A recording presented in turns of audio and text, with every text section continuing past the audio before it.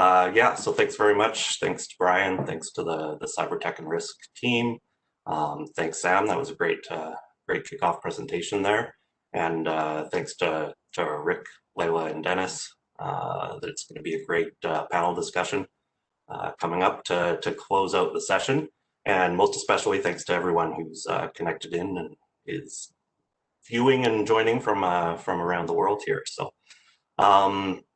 Yeah, like Brian said, I kind of wanted to bring a little bit of a different viewpoint into my presentation here. So, based on my job role and my expertise, I wanted to talk a little more tactically and from, like I said, sort of a different perspective. When you're thinking third-party risk, it's common to be, and most of the discussion today is going to be about those external vendors and the potential risks from those vendors to you. And I just wanted to bring kind of to mind the concept of where you may interact with other third parties and potential steps. Cybersecurity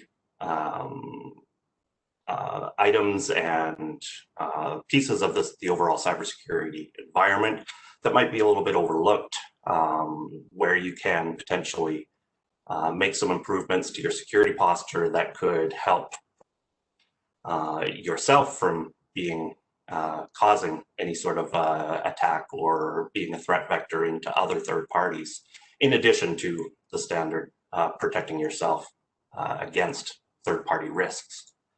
So start off here with a little bit of a buzzword bingo, digital transformation. If you've got that on your card, you can check it off.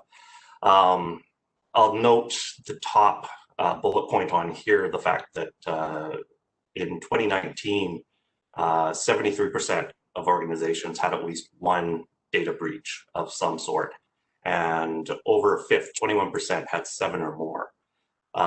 Of course, this isn't always the scale of a Marriott or a Ashley Madison or something top of mind in the headlines in the news.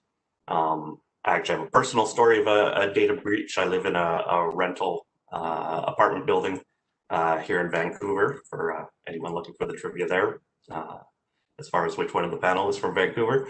And there was a change in ownership. So a new group came in to run the building, and their initial mail out of the building newsletter, they left public in the address every email address that they sent it out to. So the entire population of the residents were publicly disclosed in this newsletter email, and the nature of their address book contact listing showed the unit number along with the email address, which in many cases had full first and last name. There were some business emails. So, again, a very localized example, but an example that shows how common a potential personal data breach could be. It's happening all the time, and it's happening to everyone. I think Sam mentioned there's no way to be fully 100% secure from breaches and attacks. It's going to happen. So it's important to be prepared and to reduce your attack surface to prevent these things from happening as much as you can. That digital transformation is visible in a lot of different areas in an enterprise. Of course, cloud usage is expanding exponentially. We are a little behind here in Canada, but it's absolutely growing. Services applications are becoming cloud native. The user environment, of course, with the state of the world today, almost everyone has extensive work from home setups now, using lots of cloud services. The users are mobile, connecting in from all over the place. And, just an overall extension of the network perimeter, right? Where that sort of legacy thinking of focusing your protection at the network perimeter, that's very much out of date now with the changes of business, the different services that are being accessed. The perimeter is expanding and being removed entirely in some cases. So it's very much a different environment, and it happened very fast for a lot of people. And because of that rate of change and nature of change, it's very easy that there have been some vulnerabilities and some risk introduced because there hasn't been the capability of proper plan and implementation of the new way of working here. So yeah, the concept I'm hoping to deliver here is when you're thinking third-party risk, think a little more bidirectional. So not just incoming risk from other third parties, but also the outgoing risk that you might be providing. I'll talk about a few areas of cybersecurity where you can implement solutions that will strengthen your own resiliency. So if there are threats that are potentially going to impact you, but at the same time, you can help prevent the bad actors from leveraging your environment and your systems and your applications and your employees as a jump-off point to potentially access and impact other enterprises and companies. So the first kind of cyber technology area that I'll talk about a little bit here is XDR. It's a fairly relatively new concept. It's an expansion of EDR, endpoint detection and response. It can be defined as cross-platform detection and response or extended detection and response. And it's really building on the overall concept of more advanced, more fulsome telemetry and data collection from your protected devices. So with endpoint detection and response, you're looking at your desktops and laptops. You're pulling in a full range of activity data, so file activity, registry, network accesses. All of that is being gathered up and stored for potential identification of attacks and compromises, where it might be a new threat, some sort of zero-day or persistent attacker, where your typical endpoint protection might not have those signatures or the ability to pick those up as an alert from that endpoint protection viewpoint. The logs and the information from the EDR tool can have that capability of identifying these actions. It is a lot of work. It takes knowledge and time. So you can have a big advantage by either a managed service that's going to be analyzing for you, or a platform that uses AI and machine learning and can parse through all the information and logs that are gathered to identify specific attack indicators, using threat models and really kind of expert analysis on an automated level. So you don't have to spend all that time yourself, or if you don't have a big cybersecurity team, which is unfortunately very common. When you talk about XDR and the extended detection and response, the concept there is you're adding additional layers of activity data and telemetry onto that initial endpoint data. So you can add in, for instance, email. Email, of course, it's a very large threat vector for attacks. And it can provide a lot of really good information as you're doing either searches, threat hunting, sweeping, to give more complete information of where a threat might have entered the environment, what the initial vector was that brought potentially malicious content into your company. There's also, you need to take into consideration your data center, your workloads, whether you're a hybrid environment with physical, virtual, cloud workloads, if you're into the DevOps process where you're using containers, cloud native applications. There's, again, a whole range of data in those environments that can be collected and added into the overall data lake to make that analysis and investigation.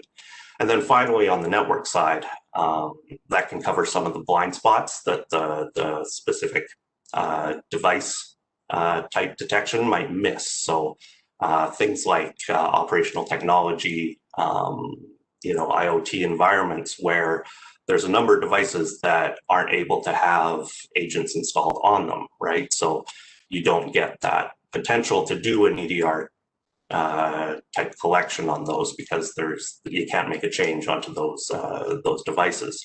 So you can use the network analytics on those to pick up potential activity where you don't have the visibility into the device itself, but you can see the potential accesses trying to get in or trying to communicate out.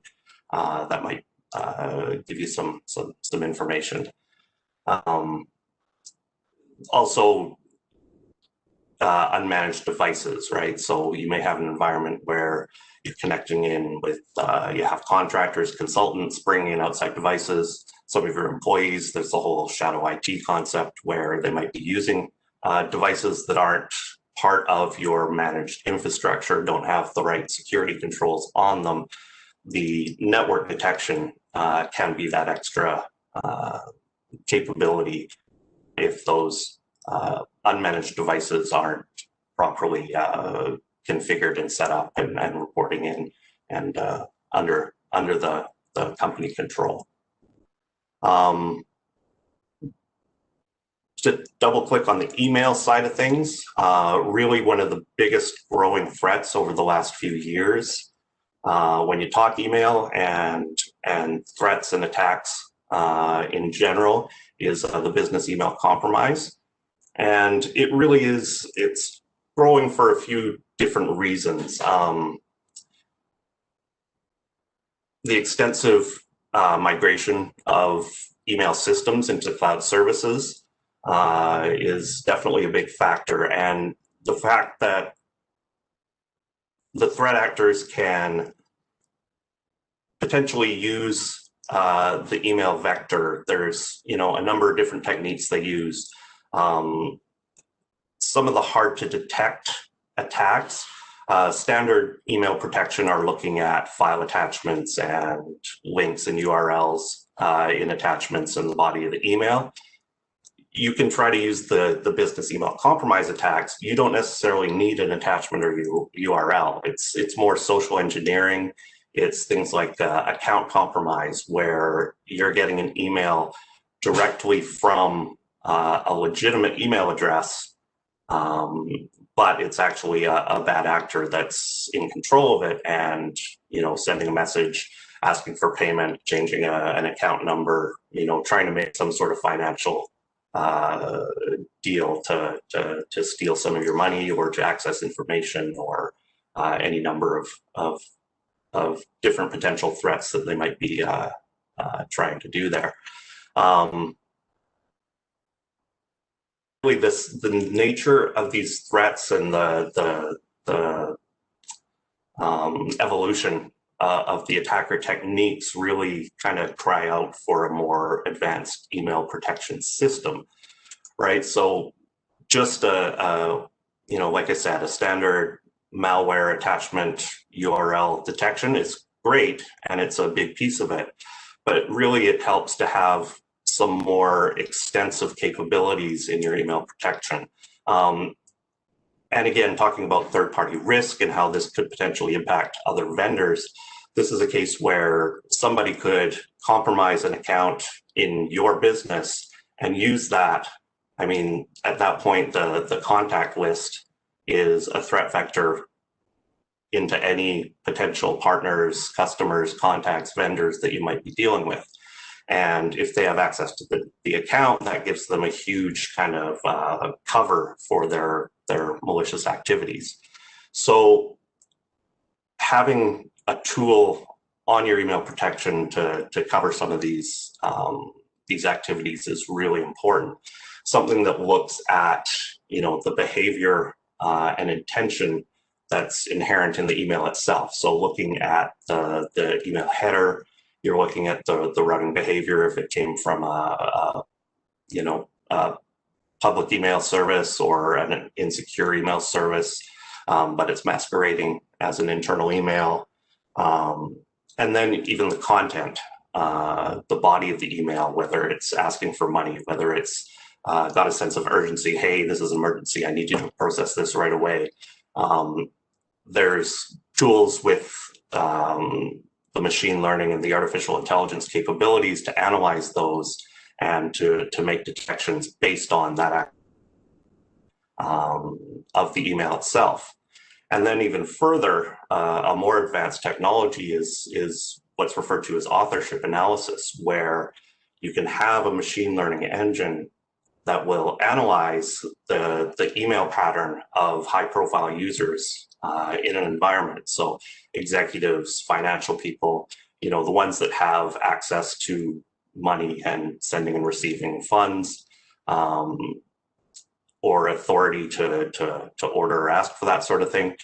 You can process their email through a machine learning engine, and it will take data points out of the way they compose their emails. So some systems are looking at up to 7,000 different data points, whether it's punctuation or capitalization or paragraph formation and size, the length of their sentences. There's a whole range of different data points that can be analyzed and plugged into the machine learning engine to bring a baseline pattern. And from that point on, be able to analyze future emails to make sure they are similar, to potentially identify a compromised account, where if a bad actor takes control of an account, starts sending out emails, if they don't match that writing style baseline, you can get alerts to the recipient, to the sender's account, to alert you to this potential compromise. So really kind of high level detections and capabilities that can be an answer to a lot of these advanced email threats.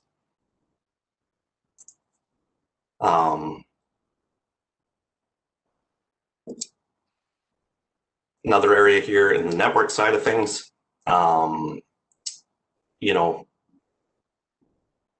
to the XDR side, where the network analytics is feeding into telemetry and data. You're looking at environments, again, hybrid environments with potential public cloud, with on-premise data centers. There's a whole range, obviously, of vulnerabilities, not just the standard vendor vulnerabilities and application vulnerabilities. There's even, when you look at things like the SolarWinds attack, it was a multi-staged supply chain attack where the bad actors actually introduced a vulnerability into the vendor product, which was then taken advantage of to provide further access in the next step of the attack. So having protection against vulnerabilities, nobody has enough, butts and seats and hours in the day to do everything they need to do in their cybersecurity realm. Patching is a huge challenge for a lot of companies. Where there's going to be vulnerabilities, there's newly released vulnerabilities all the time. So keeping on top of that can be a big challenge.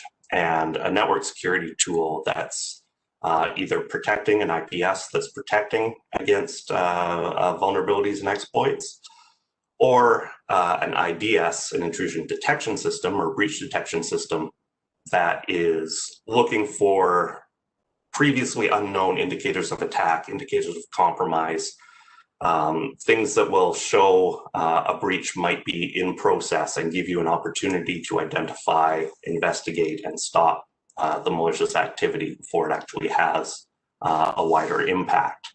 So, again, talking about the operational technology, IoT devices, as well as unprotected endpoints, things I was talking about on the XDR slide. your network security can be a big help in identifying this stuff, right? Attempts to exploit vulnerabilities, outbound CNC traffic, um, the contractor unmanaged endpoint being used as a vector to get lateral movement into other areas of your network to perform attacks or to impact potentially if you're in production, if you're developing software, again, like SolarWinds, or even physical devices where you can potentially impact those operational technology devices. That's where the network protection really comes into its own and provides really high value.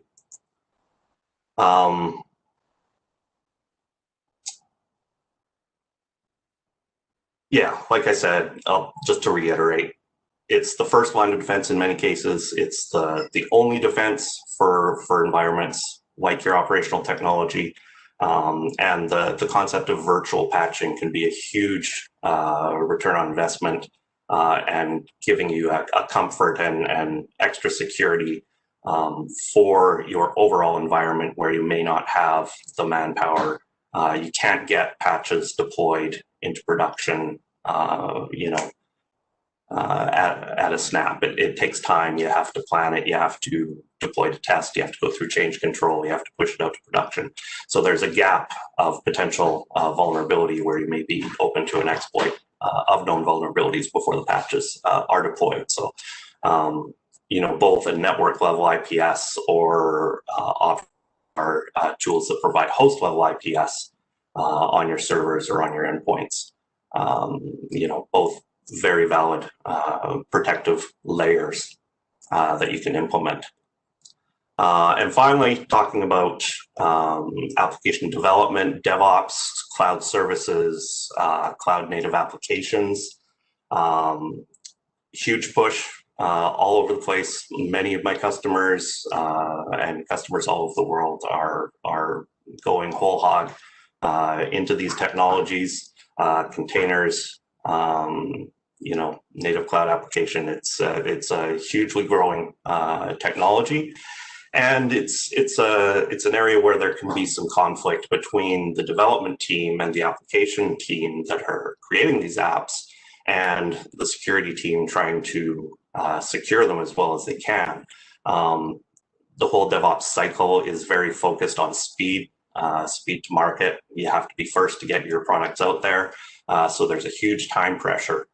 So you need to find some solutions that can integrate in so that the developers aren't slowed down by the application of security, right? It's, again, for buzzword bingo, you're shifting left with your security. You're bringing security controls into the DevOps pipeline as early as possible.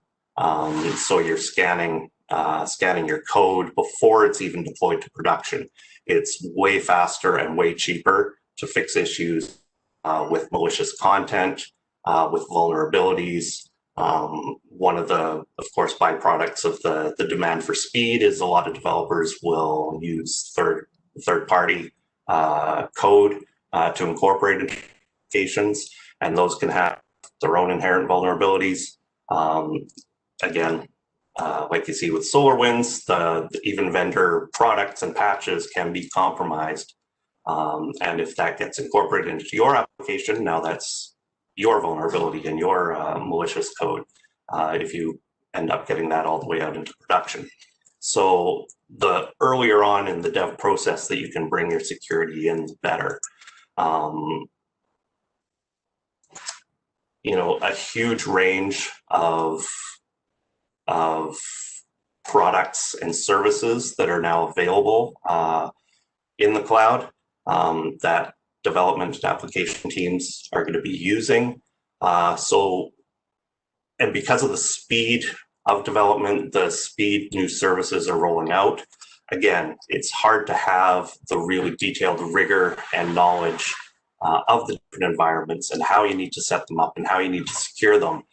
So we're finding that a lot of the breaches are due to misconfigurations and just simple mistakes where it's the wrong access level for cloud file storage. So documents are being put up on the cloud, but available to the public. You know, things like that are a huge issue and really the source of a large number of data breaches. So when you're looking at a cloud environment, if you have DevOps, if you're developing your own software, if you're using those cloud services, there's a wide range of areas where you need to look at your security to make sure your systems are protected the way they should be. So not just the individual workloads, not the servers in your data center, the workloads up on the cloud, but you also have your network security. You can expand that into your cloud services. You know, the IPS functionality that you have on your data center perimeter, can implement that on your cloud as well to provide that same level of protection. Container services, Kubernetes, Docker, there's specific tools that can help protect those environments. Again, like I said, integrate into the DevOps pipeline. So you're scanning and providing security early on. You're not interfering with the development cycle, but you're going to end up with a much more secure and stable output at the end of it. Serverless functions, cloud native applications, you can still put security on those services as well. File storage. Like I said, the misconfiguration and potential uploads of malicious content into file storage buckets is very common. So you want to make sure you have security on those environments. And then cloud security posture management, where it's analyzing your overall cloud environment against best practice frameworks, well-architected framework of AWS and Azure, where you can get a report on your overall posture management in your operations, your security level, and get recommendations on strengthening the security and the overall operation and capability of that cloud environment. So yeah, a huge range of items to kind of keep in mind. Ensure that you're protecting if you're using them. Really important to not miss, to not leave gaps in your environment. So yeah, really in the main takeaway I hope everyone gets is, consider addressing the security gaps potentially in your environment when you're thinking a third-party risk. Obviously, when you're dealing with vendors and a third-party risk management system, you're analyzing your vendors for gaps in their security. Look at your own security in the same microscope, right? You want to analyze where you have your own gaps, things that could be leveraged by the bad actors, and configure your systems, provide protections the same way that you would hope that your vendors and your partners would, right? It's really that overall concept of the golden rule. Protect yourself like you hope others will protect you. So yeah, that's what I've got.